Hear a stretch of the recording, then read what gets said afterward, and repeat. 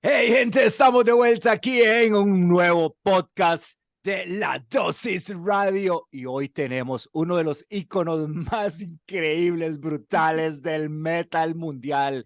Tenemos al one and only David Vincent from Morbid Angel.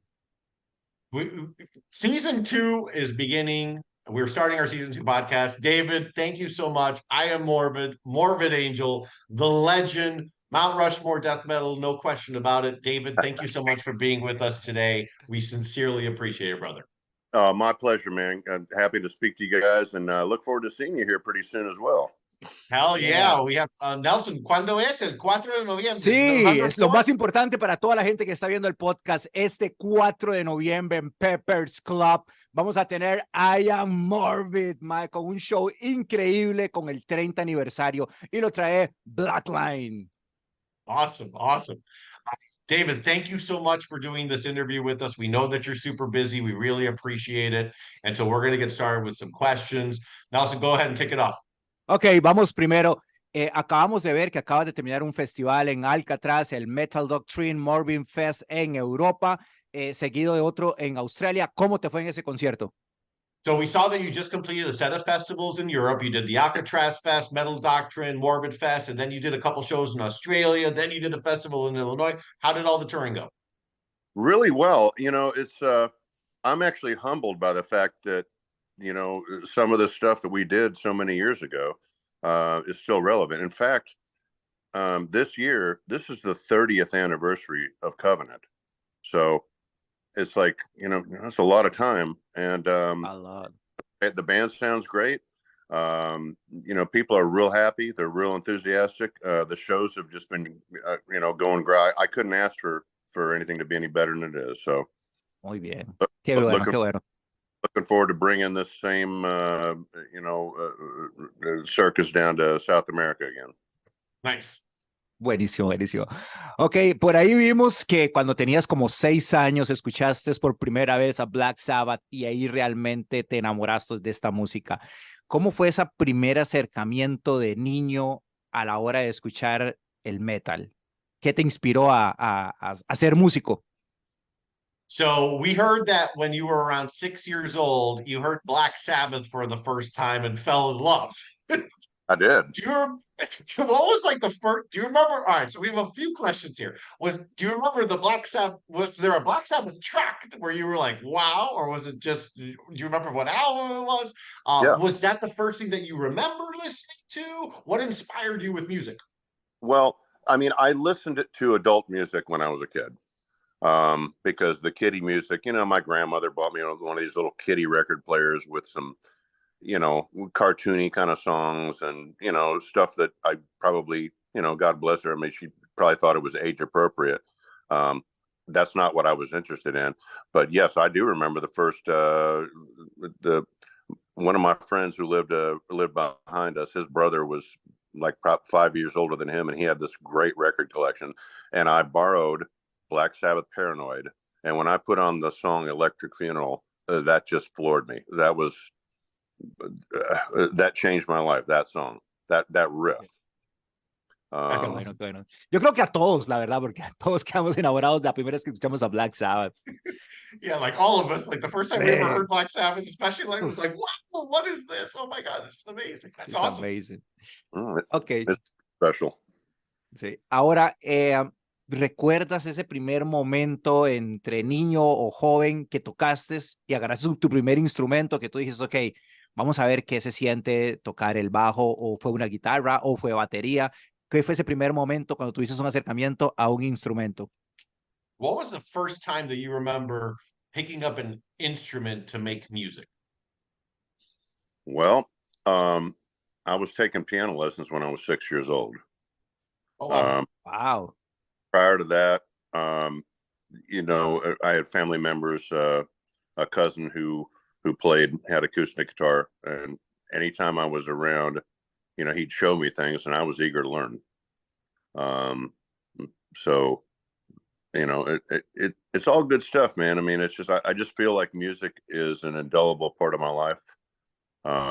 It's a passion, it's a calling, and it's something that moves me there's music is always on my mind. I'm terrible with names.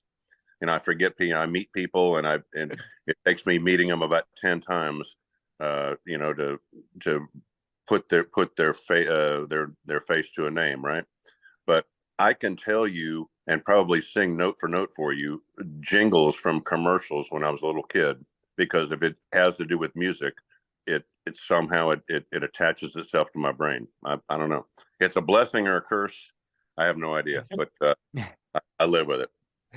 Qué bueno. Mae, es que tan difícil tocar piano, mae. Eso es de los instrumentos más rudos. Yeah, and it's beautiful that you learn piano first, because it's like one of the most difficult to learn. So like right from the beginning, like, whoa. Sí. Well, I mean, I don't play it. What that did was train my ear, because I wasn't really that concerned about theory. I felt like it got in the way of, just an organic relationship with my instrument. Other people would disagree, and that's fine. I just have a really good ear for music. So when I hear something, then I can either reproduce it or I can add to it, or it's just the way that my brain works when it comes to music.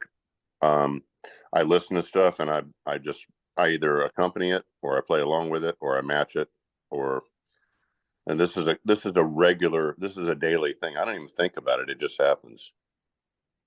Okay. Cool. Okay, esta es una pregunta muy interesante, gente, porque en sus inicios en el colegio, él estuvo en la orquesta de un colegio.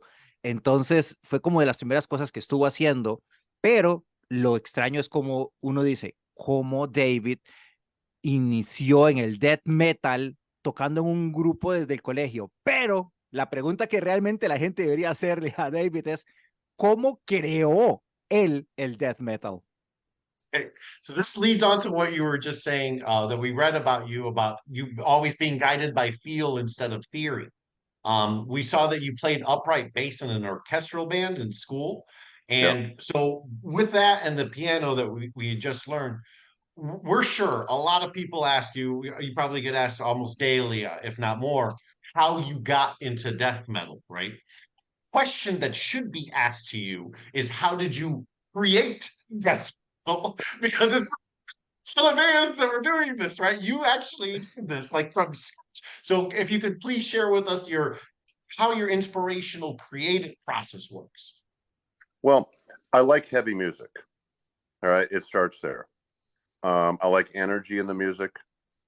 As I've matured, I mean, my listening tastes have gotten more broad.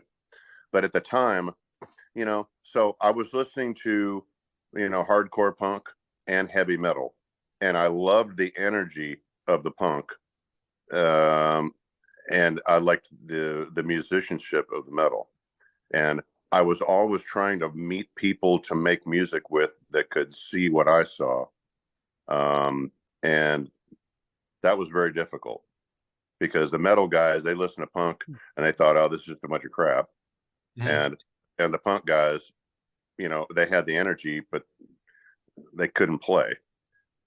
So it's this, tormenting thing that goes back and forth. And, I mean, I remember those days pretty well. And it's just finding people, because it's new. I mean, there wasn't really bands to look to for inspiration. I mean, it was just kind of, it was a very underground thing. This is back in the day. There was no computers. There was no CDs. I mean, all of this was the result of, making demo tapes, cassettes, and sending them around, and corresponding with the various fanzines around the globe, and trying to build something when, again, there was no internet, there was no social media, it was snail mail. You put something in the post with some stamps on it and hope it got somewhere, that somebody liked it enough to, review it in a local fanzine that maybe had, 200, 300, 400 copies that they put out locally. And it was just years of doing that.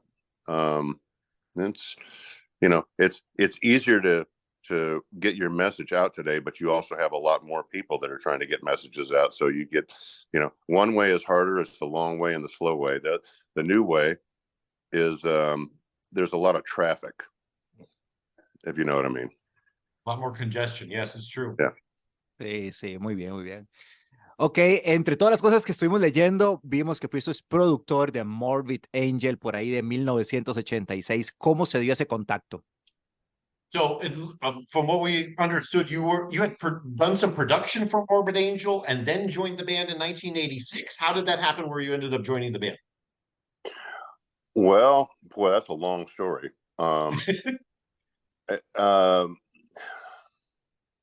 I'll try to find a Reader's Digest version of it. So essentially, after recording Abominations of Desolation, there was some drama within the band. Some of it was that they weren't particularly happy with the way that some of the tracks came out. Secondly, there was some personal rifts between some of the band members. And so prior to the record's release, Trey called me and said, "Hey, just so you know, I don't want you to, don't get worried about it, but I'm parting ways with some of the members of the band." I thought about it. I said, "Well, what are you going to do?" He goes, "I don't know." I said, "Well, you know that I play, and I'm a fan of your guitar work, and it just so happened that I had a drummer that I had worked with for many years who was on board as well. So we kind of joined forces, and that's the rest is history." Very cool. Qué bueno, sí, excelente. A ver, es que esto es tan importante. ¿Qué se siente ser parte de uno de los discos más icónicos de la historia del metal, el de Morbid Angel Covenant en 1993? All right. When you look back at everything, right, what is it like to know that you were an integral part of recording one of the most revered metal albums of all time in Morbid Angel's Covenant from 1993? Es que es increíble. Well, probably at the time, I mean, we were so focused on what we were doing and just making music and touring and, kind of living the life. I don't know that I took pause at that time to really think about where we'd be at this point 30 years later, because 93 to 2023, that's 30 years. And I don't know if at that time I really considered longevity or any of these other things. And quite frankly, I'm just really humbled by the fact that, I was able to take part in something that has, people come up to me all the time and they'd say, you really helped me through some tough times. I was listening to you. It was very inspirational. Now I own, 4 restaurants, or now I'm a lawyer, or now, it's something that people, come up to me and they tell me that somehow, my music helped them through difficult times in their life. And I don't know that there's no amount of money can give me the gift of being able to move people in such a way where it has improved their lives. Sí, esa es de las respuestas más bonitas que he escuchado, la verdad, mae. Excelente. Ok, en el 2013, que fue el 20 aniversario del Covenant, vimos que tocaste el disco completo. Ahora que es el 30 aniversario, ¿vas a agregar alguna canción extra? ¿Viene algo diferente o va a ser completo igual? In 2013, you guys did a 20-year anniversary tour for Covenant, right? Where it looks like you played the album in its entirety, including tracks you guys had never played before live. Now that it's 30 years of the album's release, for this year's shows, have you been incorporating more tracks from Covenant into the set list this year? Or is it just like, well, we respect it, but not like here's 7, 8 tracks from the album? No, actually we are including, so with I Am Morbid, I'm concentrating on songs that I wrote. So there's one track from that record that we don't play live, which is called Angel of Disease. So I'm trying to focus on that I wrote, but there are tracks in there that we don't, it becomes difficult selecting a set list when you have as much material to choose from, and you have, say we're at a festival and we have 45 minutes or 50 minutes to play. which is that way pretty, with all the bands. I mean, you have an abbreviated set as to what you would be doing, perhaps at a headline, theater show or what have you. So yeah, we have been concentrating on putting as much Covenant material into the set, as well as other tracks that, I mean, it's like ask Ozzy not to play Paranoid, and Right. it won't happen. I mean, or Eso no vas a hacer. Living After Midnight. There's songs that you have to play. Sí. Quite frankly, I'm not tired of any of them. I enjoy performing all of these things. I mean, they're an integral part of my life. Qué bueno, qué bueno. Cool. Bueno, ahora vamos a ver una parte que no mucha gente conoce, pero queremos saber qué sentiste siendo parte del grupo de tu ex esposa en 1996 que se llamó Jenny Tortures. Okay, so what was it like in 1996 to be in Jenna Torturers with your ex-wife when you were the bassist for that band? What was that experience like? Well, much different. It wasn't my band. I felt like, when I left Morbid Angel in '96, I took several months off and didn't do anything. I went up the mountains and just kind of sort of re-examined, where I was in life and where I wanted to go, and I needed to sort of correct my attitude on a few things. And Jen was in a situation where she had, had a tour coming up, and she was constantly complaining about various musicians in the band, and I got tired of hearing it. So she just said, "Oh, this guy, whatever." I said, "Well, fire him." She goes, "Well, what am I going to do? I got this tour coming up." I said, "I'll play it," because I didn't really think that she was going to actually, part ways with him.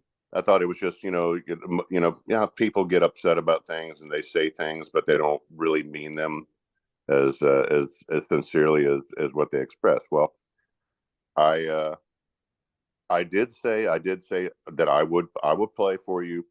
Just get rid of the guy, only because I was trying to shut the conversation down, because I was tired of hearing her complain about this guy. And well, sure enough, she got rid of him. She goes, "Okay, you got a week to learn the set." And I'm like, son of a gun. I guess I took a bite, and now I got to swallow it. So I did, and it was fun. I mean, it much different, going from being the center of attention as the front man for Morbid Angel to playing bass for a band that, much different kind of music, a crazy stage show, which at times even distracted me. I never knew what she was planning. I was there for the music. But it was definitely a departure. I'll leave it at that. Qué bueno, qué bueno. Ok, una de las preguntas que nos encanta hacer es, en una persona con tantísima trayectoria, con tantísimos conciertos a nivel mundial junto con Morbid Angel o Am Morbid, cuando te preguntan cuál ha sido ese show que no puedes olvidar en tu mente y en tu corazón, ¿qué concierto se te viene? All right, you've performed thousands of shows alongside a ton of artists in your career, right? When you think about your entire touring career, the whole thing, what is the one show that immediately comes to mind? Like, for better, for worse, whatever that scenario is, the Never one show forget. that pops up that you're like, oh. Well, I'll give you two. How about that? Okay. The worst was we were playing Dynamo Metal Fest, and we had all of our American equipment with us, and they said, "Oh yeah, you don't need your power transformers. We have them on stage already." Okay, no problem. So we went and plugged everything in when it was time to go on. Of course, there's no sound checks. I mean, you go up, you get a line check, and then you play. Well, it blew. Something was wrong with the voltage, and it blew up every bit of our equipment. Yeah. So to say that we had a horrible show is an understatement. So that's the one that comes to mind as far as being something bad. Did they reimburse you for everything or no? Well, I mean, we ended up figuring it out. It wasn't as bad as we thought it was, but all we saw is we had nothing on stage. Oh, nothing else. So we got through it. It was just a minimal repair. It just popped some caps and some in power sections of stuff. It wasn't that expensive, but it was the panic mode, getting ready, standing there with your pants down in front of 50,000 people and they're waiting. Wow. Mm-hmm. And we played the show. It wasn't very good.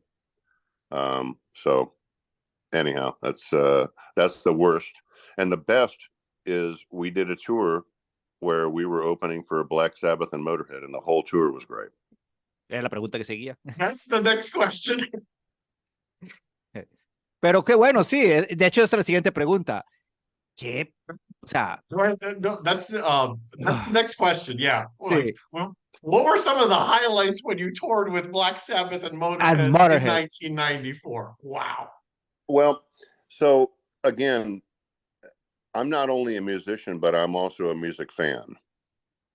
And both of those bands were always very important to me. Obviously, Black Sabbath being far and above on top. And I had a really difficult time controlling myself to where I didn't come across as a fanboy every day towards Tony Iommi. I had to, really, I had to work to hold back. Although I did get up every day and go in and watch their sound check because it was important to me. I wanted as much. I mean, that's probably the only time I've ever done that in my life is go and watch the sound check and the show every single night because I couldn't get enough. I mean, I love Tony and Geezer are a wonderful team. They've written some of the most iconic songs that I can remember, and to be with them every night, it was just the biggest honor that I've ever had. Sí, definitivamente. Qué bonita experiencia.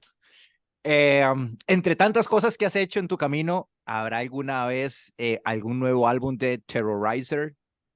Are there any plans to do a new Terrorizer album? There might be. Eso es bueno. Ya tenemos noticias por ahí. Oh, Ok, entre tantas colaboraciones también que has hecho, hemos visto que has incluido a Soulfly, a Nuclear Chaos. ¿Hay algún artista en el cual te gustaría trabajar que aún no lo hayas hecho? So you've done a few collaborations, including with Soulfly and Nuclear Chaos. Are there any artists, or is there any particular artists that you have always wanted to do a track with, regardless of genre? I get asked to do stuff a lot. More often than not, my answer is no, unless I have to listen to it and I have to see if it's something that, number one, what does the artist want? What are they looking for? Mm-hmm. When I listen to the track and I think, okay, what can I do that is within my personality, but will also bring something new to the table and be, somewhat challenging and exciting for me as well. So there's more to that list than Soulfly and Nuclear Chaos. But I enjoy I like music. I like making music. I like being pulled out of my comfort zone and perhaps doing something that I would not have thought of to do on my own. And sometimes that's inspired, when you work with other people. I mean, I have my own ideas as well, but when you're working with someone else and it's a project that is not of your making and you're trying to find a way to, like, how can I best contribute to this to where it's special? Mm-hmm. And I enjoy that. And there will be more coming up. Like I said, there is a longer list than just Soulfly and Nuclear Chaos. But I do look forward to doing these things once again, so long as it's something that that I can feel some type of artistry over, and it's not just sing a couple songs on a record and then just to where they put a sticker with my name on it on their record. The record, I don't have any interest in that at all. Okay. Sí, toda la razón. Is there one artist in particular that you would be like, wow, it'd be awesome to work with this one? Past, present, future, anybody that comes to mind? I mean, I'd rather not say. I mean, I do have but I don't want to jinx it. If it happens, fair enough. If it doesn't, fair enough. Ok. Ahora que nos damos cuenta que también eres un súper fan de la música, aparte de ser músico, todos que somos amantes de la música y consumimos muchas canciones, a veces decimos, wow, esta canción me hubiera encantado haberla escrito yo, haberla inventado. ¿Hay alguna canción que vos dices, esta canción yo la tuve que haber hecho? Okay, so as music fans, which we all are, is there a particular track that you think of in music? Doesn't matter what the Anything. genre of, anything, any genre doesn't matter. But is there like a particular song that you say when you listen to it, like, oh man, I wish I would have written that track? Oh, there's a lot of them. Goodness, you know, this answer would change 5 minutes from now, and it would change probably every day. But I don't want to play favorites, but the answer is yes, there are tracks that I hear that I think, wow, it's really good. But you know, again, I hear something, especially if it's something different than what I do, I'll find inspiration in that. My influences are very different probably than what one might expect, when it comes to vocals. And I don't sound like any of my influences, but I could explain to someone, we could listen to some tracks, and I'm like, okay, this part right here, I was influenced about this because of the phrasing. This part right here, I was influenced by you know, the delivery and the confidence of what was said. So yes, I'm a fan. Yes, there's a lot of works of art out there that I've listened to that I thought, wow, that's really up my alley. I wish I would have been a part of it. But if it's that strong, then I'll find a way to maybe get inspired by it and incorporate it, not verbatim, and certainly not in a plagiaristic way, but I hear things, and you know, I mean, I have ears and I have a voice, so what comes in my ears won't be the exact same thing that goes out of my mouth. But yeah, I'm first and foremost, I started as a music fan, and I'm a musician, and I'm still a music fan, and I'm still a musician. So, Muy bien, excelente. Ok, en el 2021 vimos que hiciste las vocales en un track que se llama Year of the Snake con Nergal from Behemoth in his project Me and the Man. También vimos que hiciste un trabajo de country single que se llama Drinking with the Devil. ¿Tienes algún plan de hacer más trabajo country y cosas diferentes? So in 2021, you did vocals on the track Year of the Snake with Nurgle from Behemoth for his side project, Me and That Man. And then you also did your own country single, Drinking with the Devil. Amazing. Do you have any, which was great. Do you have any plans on releasing more solo country stuff? Well, I have a lot of material. I probably have enough for a double album at this point. Oh, wow. I just don't, it's finding the time. I mean, it's not like I'm sitting around looking for something to do. I've been very, very busy, including we just finished the new Ultimus record. So that's coming out first of the year. Qué bien, qué bien. And that's a big priority of mine as well. So it's, again, I'm keeping busy, but first and foremost, I'm a metal guy, and these other things that I do, it's kind of, you know, half hobby, half, well, I can and I want to, but it's not really it's not my main focus. But I am pleased with the way that all that stuff has come out. It's just adding to it and being more broad as an artist, I think. Muy bien. Y eso es una respuesta muy interesante para todos los que somos amantes de metal, porque no todo el 100% tiene que ser metal. O sea, hay cosas que a veces uno quiere hacer, baladas, country, lo que fuera, y la vida no se trata de estar enmarcados en estereotipos, sino hacer lo que a nosotros nos hace feliz, que es lo que está diciendo David. Yeah, Nelson's saying that that's such a great point that you brought up, because just because you're badass, awesome metal singer, metal. Doesn't mean that you have to stay under that stereotype. Music is beautiful. You can do whatever you want. It's about being happy, being like fulfilled and inspired by whatever genre it is. So we both think that it's awesome that you're, delving into different genres and not staying into like, well, no, that's not cool because it's not metal or whatever it is. Like, do it, it's awesome. Sí, sí. Bueno, para seguir rápido, para ver si terminamos esto, entre tantas cosas que has hecho, también vimos el proyecto de la Hellcat, que fue formado y fundado con Lemmy de Motorhead. ¿Hay algo más que se va a hacer de este proyecto? You're answering our questions in that you don't have a lot of extra time to do things, but any sort of chance of restarting the Rockabilly project that was fronted by formerly fronted by Lemmy? Yeah. So basically that started with Wacken Festival in Germany was doing a year where they were doing a special tribute to Lemmy, and good. And the other two guys in Headcat, Danny and Slim Jim, asked me if I would be willing or interested in performing with that. And I said, well, I mean, I don't sound anything like Lemmy. And they said, that's okay. I mean, this is like, it's just sort of really loud 50s rock and roll. And so I'd never done anything like that before. I said, well, let's give it a try. And it was fun. And we recorded some songs. And we have since recorded a few more songs. I'm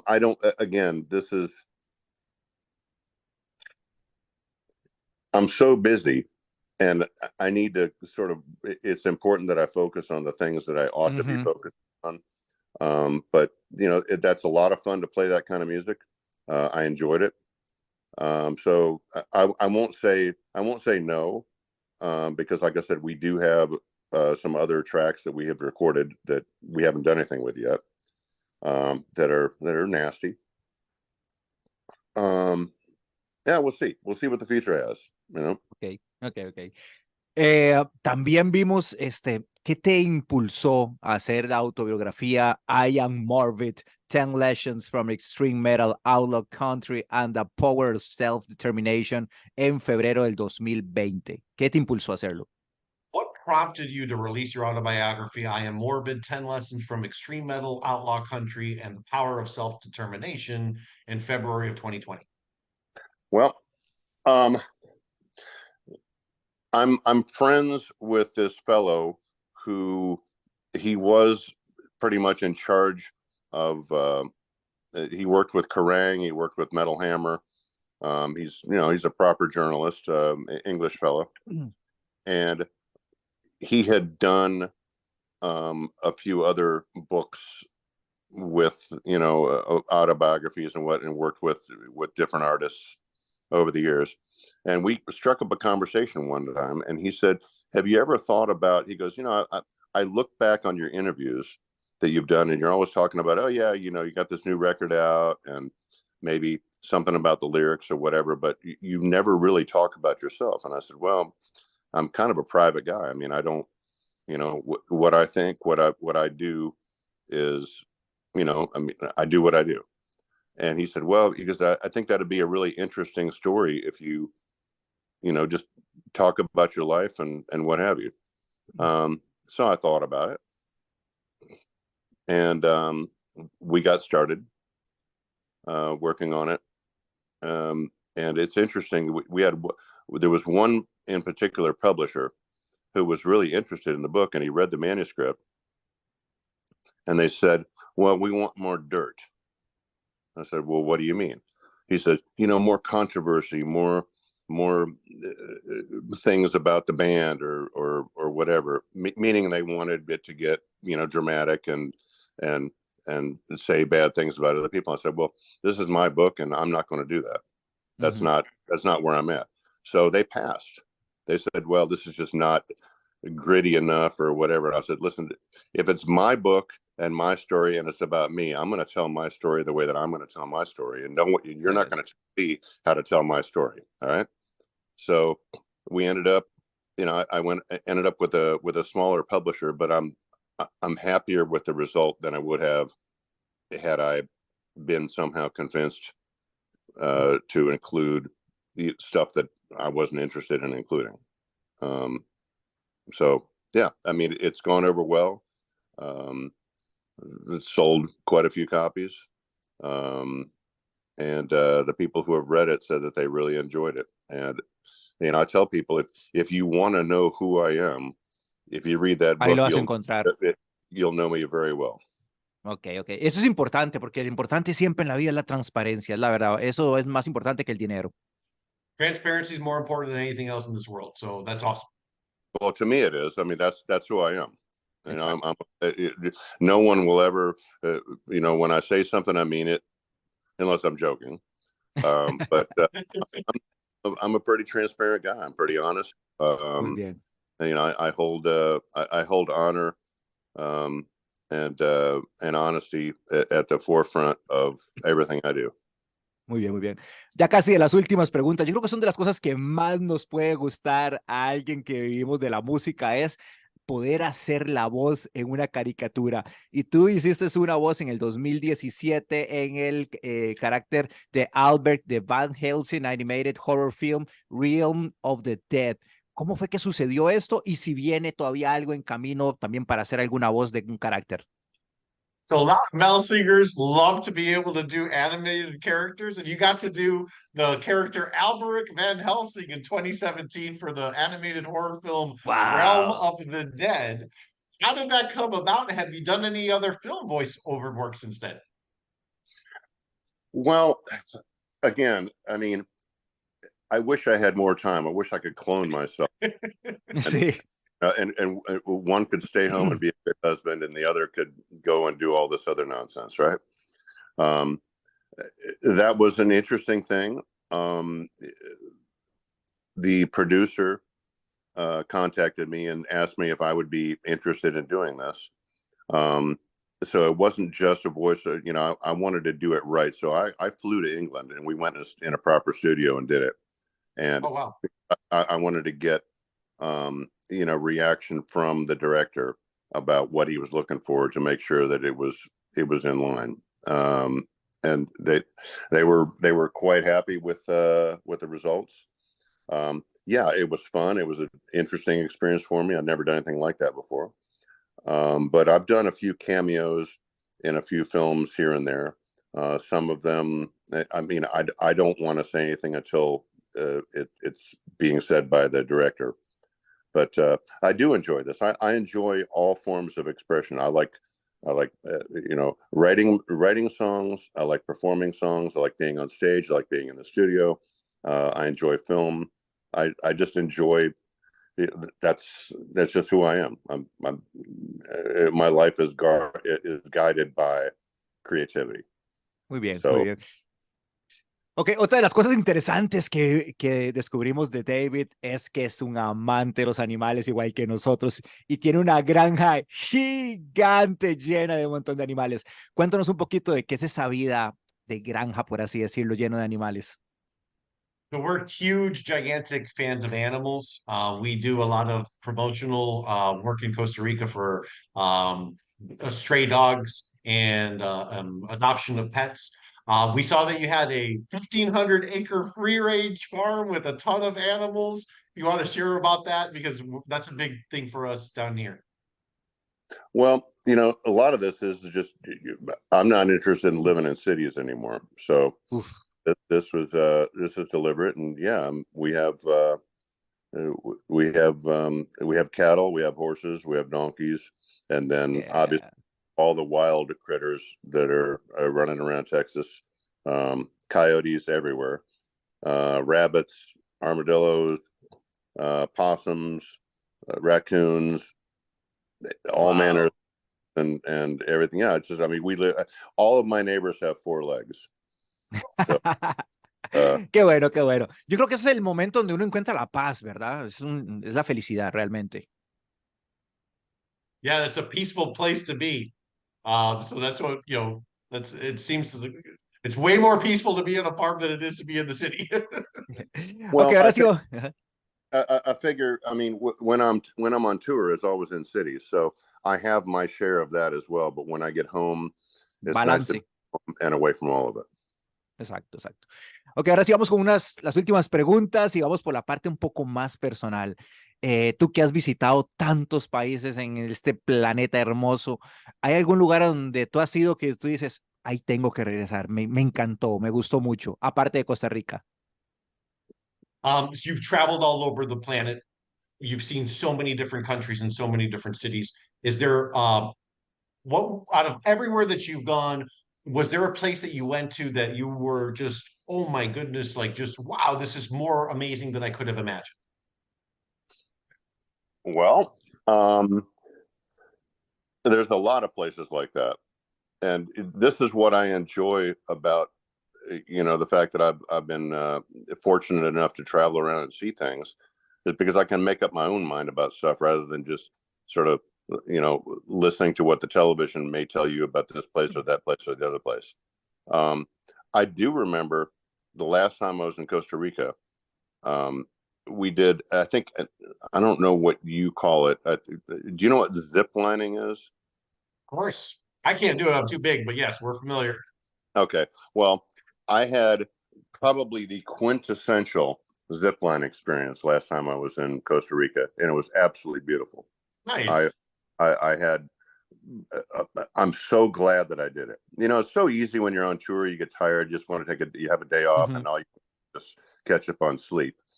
Well, I have to do that sometimes, but other times I really enjoy getting out and seeing, what the local populace lives with on a day-to-day basis, or do some of the things, the activities of a given area that you can't find elsewhere. And this canopy zip lining that you all have down there in Costa Rica it's the best in the world. I mean, arguably. I've done a few other ones, and I was really sort of underwhelmed by it. And I was talking to people, saying, "Man, this is just really not." It's like, "Well, did you have fun?" I'm like, "Yeah, it was fun, but it wasn't." I've done ones, and then they say, "Well, where did you do it?" And I said, "In Costa Rica." They're like, "Oh, well, you started with the best. Like anything. Everything else is going to be, Anything else is going to pale in comparison." So, well, there you go. I mean, that came from the experts. So, I guess my first experience was the best experience. Ok, ya vamos casi con la última pregunta, y siempre nos gusta preguntarle a los invitados ¿qué estás escuchando de música hoy? ¿Qué escuchaste hoy cuando te levantaste? Es que no importa el género, lo que hayas escuchado. ¿Qué has escuchado hoy de música? ¿Si has escuchado música o ayer en la noche? All right, so David, thank you so much. It's our last question that we ask all of our guests. What music are you listening to these days? Doesn't matter what type. What did you wake up to today or last night? What was the last thing that you listened to? Well, I'm actually in my studio right now, and I'm imagining because we have these Terrorizer shows coming up. So I'm listening back to the old tracks and sort of reimagining them and improving a few things, what have you. So that's really what's on my mind right now. Ok, excelente. Cool. Es que todos listos escuchando nuevo Terrorizer. New Terrorizer, oh. Yeah. ¿Alguna más, Luisito, que queramos hacer? No, that's it. David, thank you so much for taking the time with us today. I Am Morbid will be performing in Costa Rica at Pepper Club on Saturday, November 4th. Nelson, you want to finish it off for us? Primero, David, de verdad, muchas gracias por tu calidez, gracias por tu humildad, gracias por tu linda persona. Qué lindo cuando uno toma el tiempo para entrevistar a una persona que admira tanto como tu persona, y uno siente esa energía linda hacia uno también. Y así es que muchísimas gracias. Gente, recuerden, 4 de noviembre, I Am Morbid aquí en Costa Rica en Peppers Club, y vamos a tener esta maravillosa persona que es David Vincent. David, thank you so much again for joining us. We can't wait to see you when you perform down here, and thank you so much again. We know that you're super busy, and we're very grateful for your time. My pleasure, guys, and I look forward to meeting both of you, and we'll be there soon.